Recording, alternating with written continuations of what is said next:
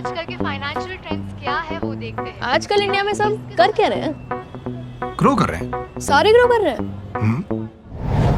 भीड़ में खड़े खड़े, झूले पर पड़े पड़े, आज हलचल है।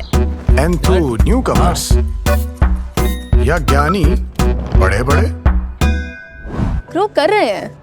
सारे ग्रो कर रहे हैं।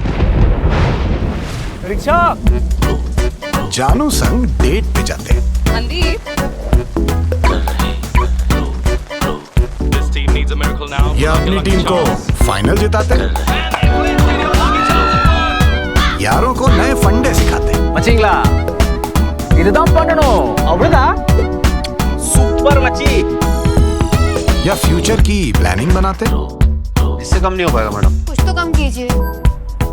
नीता और अपनों को कोई गिफ्ट दिलाते। तो बात अगर इंडिया की हो तो सारे सारे எல்லாருமே சாரி कर रहे हैं ग्रो। तो आप भी SIP करो, इन्वेस्टमेंट करो या ट्रेडिंग करो, बस ग्रो करो। प्रतिभूति बाजार में निवेश बाजार जोखिमों के अधीन है। निवेश करने से पहले सभी संबंधित दस्तावेजों को ध्यान से पढ़ें।